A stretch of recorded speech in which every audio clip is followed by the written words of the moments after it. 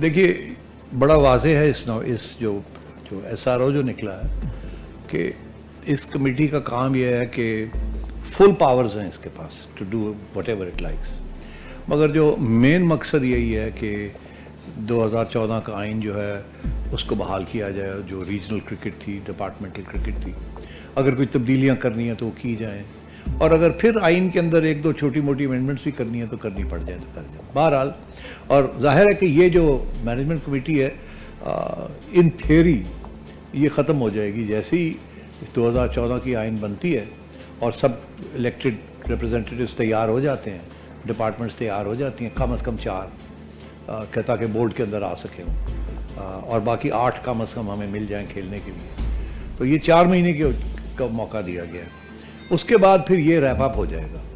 उसके बाद फिर प्राइम मिनिस्टर साहब जो भी होंगे वो 2 नॉमिनीज़ भेजेंगे और उस 2 नॉमिनीज़ के अंदर फिर इलेक्शन होगी और फिर चलेगा मामला आगे।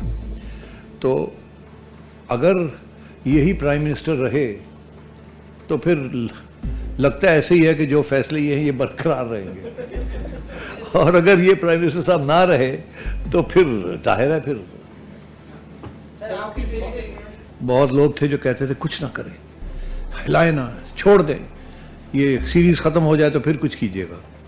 तो जाहिर है मेरा ये ख्याल था कि नहीं, हम किसी को निकालना नहीं चाहते मगर ऐड कर देंगे, क्योंकि निकालने के साथ बदमज़गी भी हो जाती है और फिर थोड़ी बहुत मायूसी भी होती है, डीमोटिवेट हो जाते हैं लोग। तो हमने कहा निकालना किसी को नहीं है, आप ऐड करें 2-3 लोग और फिर सिलेक्शन करें, फिर पिच को देखें। फिर उस वक़्त फिर हमने यहाँ के जो पिच के इंचार्ज हैं उनसे बात की, उनसे कहा कि अगर तुमने डेड पिच बनाई तो इट्स ओवर, हार जीत ठीक, but it should be a fair contest. यहाँ हमें फास्ट बॉलर्स के लिए छोटी मोटी बाउंस भी मिलनी चाहिए, इससे ज़्यादा तो मिलनी, और स्पिनर्स के लिए भी होनी चाहिए।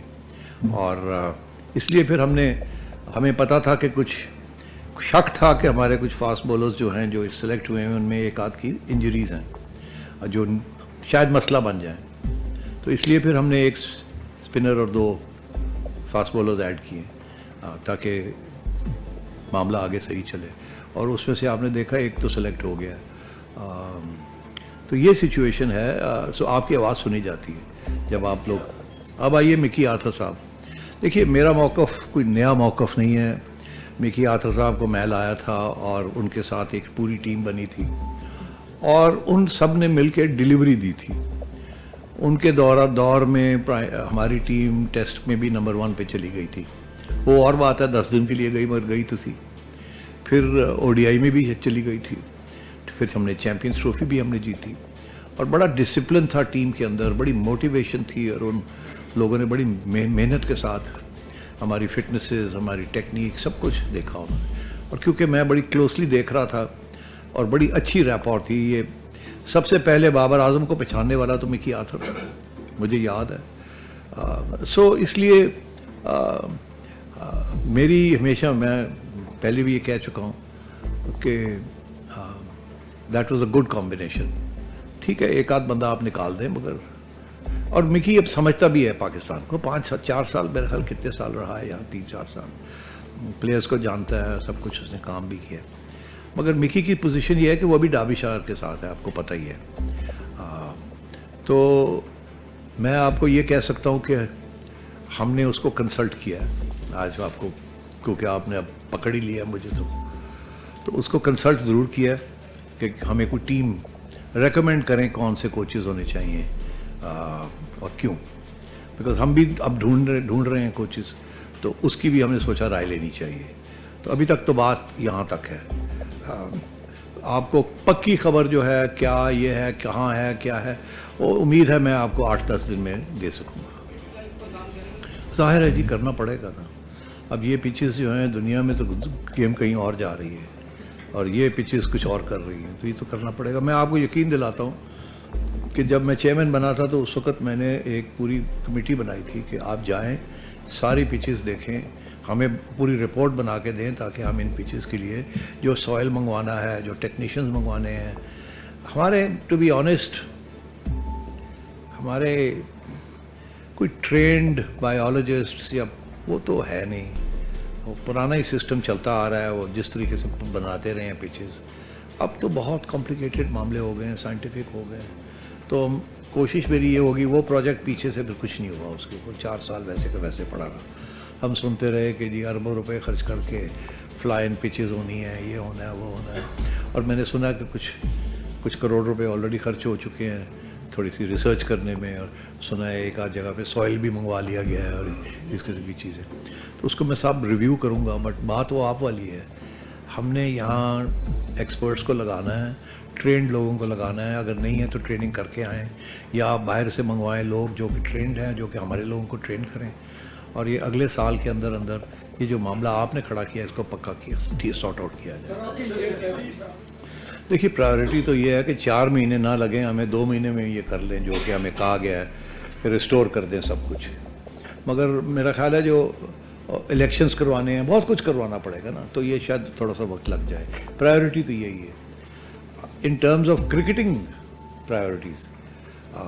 प्रायोरिटीज़ में तो यही है कि अब टीम तो इतना ट्रैवल कर रही है अब ये, और यहाँ भी होम सीरीज़ पे होम सीरीज़ हो रही है। तो अभी हमने एक टेम्प्रेरी सिलेक्शन कमेटी बनाई है। ये सिलेक्शन कमेटी जो है ये चलेगी till the end of this tour. उसके बाद फिर हम देखेंगे, विल रिव्यू कारकर्दगी सिलेक्शन कमेटी की, विल रिव्यू द कारकर्दगी of the coaches and everything else. फिर देखेंगे आगे क्या करना है। बट जाहिर है, देखिए आपके लिए, सबके लिए सबसे इम्पोर्टेंट बात यह है कि टीम अच्छी बने और कुछ विनिंग किस्म की स्ट्रैटेजीज हों, तो उसके ऊपर सोचेंगे जी। India has refused to come to Pakistan for the Asia Cup. Likewise, the former chairman of PCB उन्होंने कहा कि अगर इंडिया नहीं आएगा तो we won't also. What's your stand on it? मेरा स्टैंड वही है जी जो मैंने लिया था मेरे ख्याल 2015 में या 14-16 में, कब जब ये हुआ था वर्ल्ड कप, आपको याद होगा। उस वक्त Chaudhry Nisar was the interior minister. So I went to the interior minister and I said, look, do you want the team to go to India or not? It's a political decision. It's not my decision. जैसे BCCI की decision उनकी नहीं होती, वो मानते नहीं हैं मगर उनकी नहीं होती। हम मानते हैं बिकॉज हम we are under the government. वो प्रिटेंड करते हैं कि वो इंडिपेंडेंट है मगर मानते हैं, वो गवर्नमेंट की बात मानते हैं। तो so whatever the government says we'll do. If the government says go to India, we'll go to India. If the government says no go, no go. Don't you think that diplomacy can do something better? But diplomacy at the government level, I can't do the diplomacy because at the end of the day, At least you can initiate. I can. तो वो तो जाहिर है जी कि देखिए मैंने India वालों को ये कहा था जब मैं उनसे नेगोशिएट कर रहा था, और उस वक्त जूनियर एशिया कप की बात भी हो रही थी जब I was also president of ICC of the Asian cricket council. वो 1 साल के लिए हमारी बारी भी आई थी। तो उस वक्त भी मैंने उनसे यही कहा था कि देखिए अगर आप इंडिया वाले यहाँ आके नहीं खेलेंगे पाकिस्तान में तो फिर हम भी नहीं खेलेंगे। मगर at the end of the day ये तो कहने वाली बात होती है। At the end of the day whatever the government says has to be followed. यहाँ 2 प्रॉब्लम्स हैं ये सारा स्ट्रक्चर को रिस्टोर करने के लिए। एक प्रॉब्लम यह है कि डिपार्टमेंट्स जो हैं उनके साथ स्पॉन्सर्स नहीं है, वो खुद ही स्पॉन्सर्स हैं। तो हबीब बैंक की टीम है या PIA की टीम है या किसी और की टीम है। मेरी कोशिश होगी कि उनको समझाने वाली बात यह है कि आप बिल्कुल टीम आपकी है, मैनेजमेंट आपकी है, सब कुछ आपका, ट्रेनिंग आपकी है, सैलरीज आपकी है, एम्प्लॉयमेंट्स आपकी, मगर डिपार्टमेंट को देखने कोई नहीं आता। क्रिकेट अगर कोई लोग देखेंगे नहीं तो वो फ्लरिश नहीं कर सकते। That's the model. फैंस शहरों के नाम पे होते हैं मगर फैंस डिपार्टमेंट्स के नाम पे नहीं होते, रीजन्स के नाम पे हो सकते हैं, प्रोविंसेस के नाम पे हो सकते हैं, इवन डिस्ट्रिक्ट्स के नाम पे हो सकते हैं, बिकॉज लॉयल्टी होती है जी, मैं ओकाड़ा से हूँ, मैं फलानी जगह से हूँ, मगर डिपार्टमेंट्स के नाम पे लॉयल्टी नहीं है। तो उनका काम है टू डेवलप क्रिकेट। तो मेरी ये सजेशन उनसे ये होगी, जो कि अब कन्विंस करना पड़ेगा उनको, इसलिए आपका सवाल का जवाब इस तरीके से दे रहा हूँ कि जी जैसे HBL ने PSL को स्पॉन्सर किया है उस तरीके के साथ आप PIA की टीम जो है आप बनाएं, मगर स्पॉन्सर जो है आप स्पॉन्सर बने। It should be Karachi, PIA Karachi, KRL Lahore, फलाना फलाना फलाना फलाना। एक तो ये कि इसको तरीके से किया जाए ताकि कोई फैन बेस बने। दूसरा उधर आप वाली बात को जो रीजन्स और वो सारा कुछ है, वहाँ बहुत कॉम्प्लिकेटेड मामला है, आपको तो पता ही है, क्योंकि प्राइवेट सेक्टर जब शुरू करता है तो वो तो हर किस्म की चीज़ें होती है वहाँ। तो वहाँ भी उसको भी इसी तरीके से करना है कि आखिर में ये जो इस वक्त सारे कंट्रोल जो है रीजन्स के अंदर सारा प्राइवेट सेक्टर के पास है, और वहाँ हर किस्म की इश्यूज खड़े रहते हैं। तो हमारी कोशिश होगी उनको भी थोड़ा सा साथ लेके चलना कि देखिए सारी चीज़ें आपको, आफ्टर ऑल सारी फंडिंग पीसीबी करता है, और भी हम फंडिंग करने के लिए तैयार हैं रीजन्स को, मगर कोई थोड़ा सा पीसीबी का रोल भी इसके अंदर डालें ताकि मेरिट, ताकि हमारे कोचेज़ ऑन मेरिट आपकी टीम सेलेक्ट करें। कुछ थोड़ी सी मैनेजमेंट भी जो है वो भी थोड़ी सी हमें भी उसमें इंक्लूड करें। पावर आपके पास रहेगी मगर हमें इंक्लूड तो किया जाए। आफ्टर ऑल हम बड़े स्टेक होल्डर्स हैं और हम पैसे भी लगाते हैं, नियरली 70-80 करोड़ रुपीस हम साल का रीजनल क्रिकेट पे लगाते हैं। ये टूर्नामेंट्स होल्ड करना, ये करना, वो करना, अंपायर्स, कोचेस वगैरह सारा प्रोवाइड करना।